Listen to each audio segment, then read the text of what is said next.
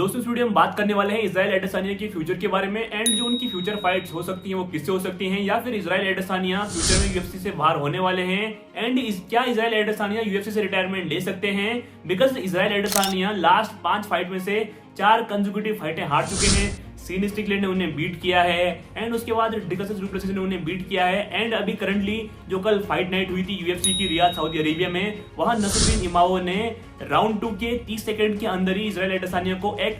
Straight पंच से knockout कर लिया एंड नसरुद्दीन इमामो ने वहां पे विक्ट्री ले ली थी केओ टीकेओ से। इस वीडियो में कंप्लीटली इजराइल एडेसानिया के बारे में बात करेंगे एंड क्या इजराइल एडेसानिया बहुत तगड़ा कमबैक कर सकते हैं। इस वीडियो में कंप्लीटली इजराइल एडेसानिया के बारे में बात करेंगे एंड तब तक आप हमारे यूट्यूब चैनल को सब्सक्राइब कर दीजिए यूएफसी एंड कॉमेडी स्पोर्ट्स का ऐसा ही कंटेंट हिंदी में देखने के लिए। दोस्तों सबसे पहले बात करते हैं इजराइल एडेसानिया की जो लास्ट फाइट हुई थी अभी यूएफसी फाइट नाइट में एंड उससे उनके पूरे करियर पे क्या इंपैक्ट पड़ा है। दोस्तों इजराइल एडेसानिया की पहले फाइट फिक्स होती है यूएफसी फाइट नाइट में नसरुद्दीन इमामोव से एंड नसरुद्दीन इमामोव इजराइल एडेसानिया को राउंड 2 में 30 सेकंड के अंदर नॉकआउट कर लेते हैं। इजराइल एडेसानिया वहां पे रेफरी के अर्ली स्टॉपेज से, मतलब कि जैसे इजराइल एडेसानिया डाउन हुए, मतलब कि इमामोव ने इजराइल पे एक पंच मारा, इजराइल एडेसानिया नीचे गिरे एंड 2-3 पंच खाने के बाद रेफरी ने ये फाइट रुकवा दी एंड वहां पे इजराइल एडेसानिया हैप्पी, मतलब खुश नहीं लग रहे थे कि यार रेफरी ने ये फाइट क्यों रुकवा दी, मतलब कि मुझे इतनी जल्दी नॉकआउट क्यों दे दिया रेफरी ने। बट यदि इजराइल एडेसानिया दोबारा अपनी इस वीडियो को देखेंगे हाईलाइट वाली, तो वहां पे कंप्लीटली इजराइल एडेसानिया देख पाएंगे कि हाँ रेफरी ने ये डिसीजन बिल्कुल सही दिया। इजराइल एडेसानिया जैसे ही हारते हैं नसरुद्दीन इमामोव से, अब यूएफसी कम्युनिटी में बात चलने लगती है कि मिडिल वेट में अब डोमिनेट कौन करेगा बिकॉज इजराइल एडेसानिया 5 से 6 टाइटल फाइट कर चुके हैं एंड उसमें इजराइल एडेसानिया ने बहुत सारे जो फाइटर हैं उनको 2-2 बार भी बीट कर दिया है। एंड अब यहाँ पे हम बात करते हैं कि इजराइल एडेसानिया का फ्यूचर क्या हो सकता है। यार देखो मुझे तो ये लगता है कि इजराइल की जो फाइट हुई थी सबसे पहले सीन स्टिकलैंड से, तो वो जो उस फाइट को हारे थे तो एक टाइप से वो रॉबरी थी अकॉर्डिंग टू मी, मैं किसी और की बात नहीं कर रहा हूँ। एंड जो दूसरी फाइट हुई थी उनकी अभी डिकस डु प्लेसिस से डीडीपी से, वहां पर इजराइल एडेसानिया अपनी गलती से सबमिट हो गए थे एंड जो अभी हाल ही में फाइट हुई है नसरुद्दीन इमामोव से, तो वहां पे तो वो क्लियर नॉकआउट है। अब इजराइल एडेसानिया की उम्र भी 35 to 36 हो चुकी है एंड यदि इजराइल एडेसानिया को अब अपने करियर में जो बची फाइट है वो काफी अच्छे लेवल पे करनी है, तो फिर इजराइल एडेसानिया को वहां पे एक अच्छी विक्ट्री लेनी पड़ेगी। दोस्तों पर्सनली मुझे ये लगता है कि इजराइल एडेसानिया को चाहिए कि वो अब 5 से 6 महीने का या फिर 1 साल तक का भी फाइट से ब्रेक ले एंड उसके बाद कंसेक्यूटिवली फाइट करे ताकि उसका नाम सराउंडिंग में चलता रहे एंड लोग उनके बारे में फिर से जानना चाहें। इजराइल एडेसानिया अब जो भी फाइट कर सकते हैं वो करेंगे जो लो रैंक्ड फाइटर है उनसे एंड आई थिंक इजराइल एडेसानिया उन्हें बीट कर सकते हैं। बहुत सारे लोग पहले ये भी बोलते थे कि भाई इजराइल एडेसानिया अपनी जो उनकी हाइट का एडवांटेज है उस टाइम के फाइटर से एंड जो उनकी रीच का एडवांटेज है उससे मिडिल वेट में चैंपियन बन जाते हैं एंड मल्टीपल बार उन्होंने अपना टाइटल को डिफेंड किया है। भाई ये होता भी है एंड ये जायज भी है। यदि आपके पास नेचुरली कोई चीज गिफ्टेड है तो आप उसका यूज करेंगे ही, जैसे कि आपने देखा नसरुद्दीन इमामोव की वाली फाइट में नसरुद्दीन इमामोव इजराइल एडेसानिया से साइज में काफी बड़े लग रहे थे एंड इजराइल एडेसानिया उसी वेट कैटेगरी में, मिडिल वेट कैटेगरी में बहुत छोटे प्रतीत हो रहे थे नसरुद्दीन इमामोव के सामने। तो वहां पे नसरुद्दीन इमामोव ने जो वेइंग होती है उसके बाद जो अपना वेट गेन किया वो भी बढ़ जाता है। इजराइल एडेसानिया का साइज नसरुद्दीन इमामोव के सामने बहुत छोटा लग रहा था एंड उसी के कारण ही नसरुद्दीन इमामोव ने इजराइल एडेसानिया को पहले ही पंच में न्यूट्रलाइज कर दिया एंड उसके बाद ये फाइट नसरुद्दीन इमामोव जीत गए एंड नसरुद्दीन इमामोव ने इजराइल एडेसानिया की जो नंबर 2 रैंक्ड पोजीशन थी मिडिल वेट में वो भी ले ली एंड अब इजराइल एडेसानिया को यदि नंबर 1 पोजीशन चाहिए मिडिल वेट में तो उनको बहुत मेहनत करनी होगी एंड अपने फ्यूचर को भी इस प्रकार लेकर चलना होगा कि वो अब मिनिमम कितनी फाइटें ले सकते हैं यूएफसी में एंड उनको हर फाइट में विक्ट्री लेनी पड़ेगी। यार हम क्लियरली ये नहीं बोल सकते कि इजराइल एडेसानिया बूढ़ा हो चुका है, वीक हो चुका है। डेफिनेटली एजिंग का फर्क हर किसी फाइटर पे आता है। एक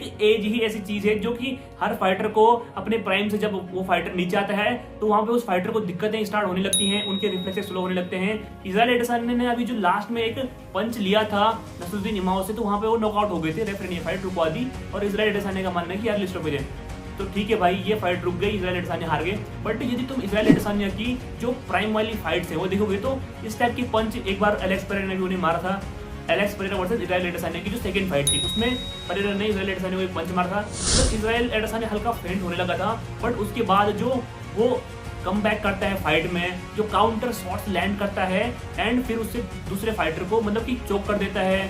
नॉकआउट कर देता है, तो इजराइल एडेसानिया के पास ये एबिलिटी थी। बट अब जैसे जैसे इजराइल एडेसानिया की एज हो रही है उनके रिफ्लेक्सेस भी स्लो हो रहे हैं एंड इजराइल एडेसानिया प्रीडोमिनेटली एक स्ट्राइकर है बिकॉज वो ग्लोरी किक बॉक्सिंग में किक बॉक्सिंग भी करते थे एंड वहां से ही वो आए हैं एंड उसके बाद इजराइल एडेसानिया जो एक टाइप का स्ट्राइकर है, अब उनकी जो स्पीड है, एक्यूरेसी है, जो फाइटिंग का उनका मतलब कि पूरा गेम है वो वीक पड़ने लगा है बिकॉज उनके रिफ्लेक्सेस थोड़ा मुझे लगता है कि स्लो हो चुके हैं। और दोस्तों ये इजराइल एडेसानिया के साथ नहीं होता है, जो अनदर वेट कैटेगरी के फाइटर है उनके साथ भी जैसे जैसे उनकी एज बढ़ती है वो ना चाहते हुए भी अपने रिफ्लेक्सेस को खो देते हैं एंड वो उतने क्विक नहीं रह पाते जितने यंग अनदर हंग्री फाइटर हैं। बिकॉज अभी नसरुद्दीन इमाम भी एक बहुत यंग फाइटर है, उनकी एज भी 30 है एंड अभी उसका प्राइम चल रहा है एंड अपने प्राइम टाइम में नसरुद्दीन इमाम बहुत अच्छी फाइटिंग दिखा रहा है एंड उसने अपनी बकेट लिस्ट में एक लिस्ट जो इजराइल एडेसानिया के नाम की थी वो चेक कर दी एंड इजराइल एडेसानिया अब उसकी लिस्ट में आ चुके हैं कि उसने उस फाइटर को बीट कर दिया जिसने कि मिडिल वेट कैटेगरी में एक तरफा कुछ सालों तक 7 से 8 टाइटल डिफेंस किए एंड वो अनबीटन चल रहा था मिडिल वेट कैटेगरी में। मुझे ये लगता है कि इजराइल एडेसानिया को अपनी जो नेक्स्ट फाइट है उसके बारे में थिंक करना होगा एंड सोचना होगा कि उन्हें यूएफसी में मिनिमम कितनी फाइटें लेनी है एंड कितनी फाइट के बाद इजराइल एडेसानिया को रिटायरमेंट लेना पड़ेगा। यार देखो, जो जैसे कि फेदर वेट कैटेगरी है,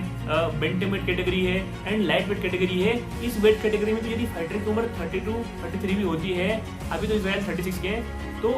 32, 33 में भी फाइटर मतलब कि ओल्ड मान लगते हैं, क्योंकि उस वेट क्लास में बेंटम वेट में या लाइट वेट में या फिर फेदर वेट में उसमें बहुत ज़्यादा स्पीड चाहिए होती है, एक्यूरेसी भी चाहिए होती है, तो वहाँ पे फाइटर जल्दी एज कर जाते हैं। बट जैसे मिडिल वेट है, लाइट हैवी वेट है, तो इन कैटेगरीज में फाइटर को ये रहता है कि हाँ भाई 40 साल तक या फिर 42 साल तक 42 ईयर्स तक ये फाइटर फाइट कर सकते हैं। बट इजराइल एडेसानिया का जैसा पूरे बॉडी का स्ट्रक्चर है, वो प्रिडोमिनेंटली स्ट्राइकर भी हैं, तो उस हिसाब से इजराइल एडेसानिया अब कहीं ना कहीं वीक पड़ रहे हैं अपनी फाइटिंग गेम में। तो डेफिनेटली इजराइल एडेसानिया को इन चीजों को देखते हुए भी अपनी फाइट करियर के बारे में सोचना होगा। एंड यस यार, इजराइल एडेसानिया इतना भी लो फाइटर नहीं है कि जितना पूरे एमएमए कम्युनिटी में बहुत सारे लोग उन्हें बुली कर रहे हैं कि भाई तुम लगातार 4 फाइट हार गए भाई। एंड हाँ, इजराइल एडेसानिया ने एक टाइम पे डोमिनेट किया था जब उनका प्राइम था एंड अब कोई और फाइटर आएगा जब उसका प्राइम होगा एंड एक टाइम ये भी आएगा कि उसको भी कोई और फाइटर डोमिनेट करेगा। तो ये जो प्रोसेस है वो चलती रहती है एंड यूएफसी या फिर एमएमए जो कंपनी होती है इन्हीं प्रोसेस से पैसा बनाते रहते हैं। एंड डेफिनेटली इजराइल एडेसानिया ने मिडिल वेट कैटेगरी में जो करके दिया है, आई डोंट थिंक कि कोई करके देगा, बिकॉज मिडिल वेट कैटेगरी में